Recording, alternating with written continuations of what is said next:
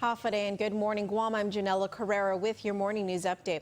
Remember the report of 3 young women being killed in an auto pedestrian accident back in November? Well, according to the Attorney General's office, they know who did it. Quadlin Lane Gorong was indicted yesterday on charges of 3 counts manslaughter, 3 counts negligent homicide, reckless driving, and reckless conduct. All but the manslaughter charges were attached with special allegations of use of a deadly weapon in the commission of a felony. Gorong is believed to be the driver of a vehicle that struck 16-year-old Sally Sanchez, 16-year-old Julia George, and 19-year-old Cherika Gallon in the Zero Down area of Jigo. More shocking news in the Bank of Guam robbery. The only person to go to trial out of the 3 new defendants in the case was just found not guilty. After less than 2 hours of deliberations, Edward Baza was acquitted by a jury of 12. Baza was facing charges related to the 2014 Jigo Bank of Guam robbery after his co-defendant, Irvin Munoz White, implicated him in the case. Now, White, along with his father, Jackery White, will be serving time for the crime. They confessed. In fact, it was a voluntary confession.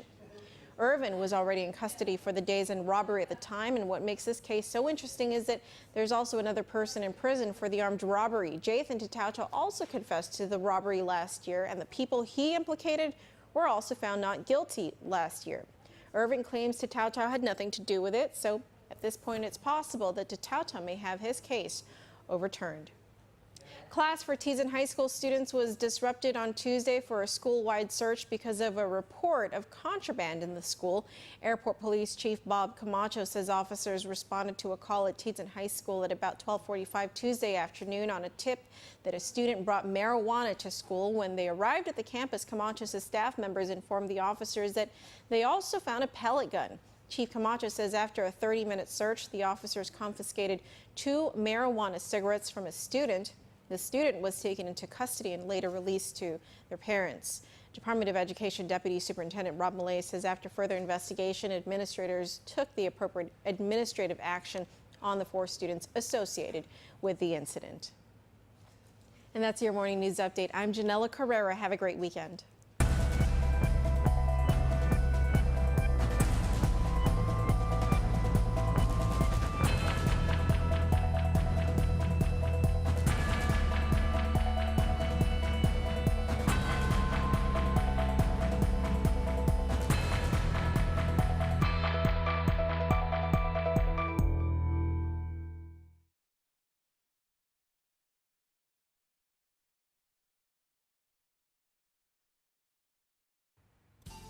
Happy weekend to you and welcome to the local weather forecast. I'm Joanna O. A trade wind disturbance that brought some shower and winds during the week is gone after helping us with potential fire conditions. But now drier air is passing over the Marianas, so watch out for fire as fire weather watch is in effect over the weekends.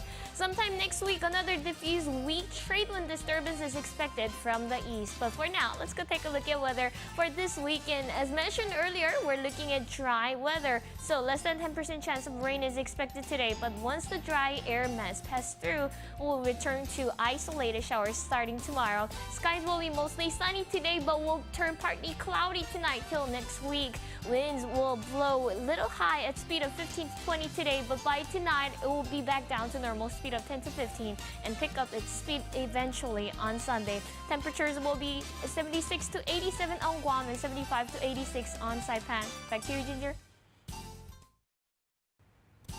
Happy weekend to you and welcome to the local weather forecast. I'm Joanna O. A trade wind disturbance that brought some shower and winds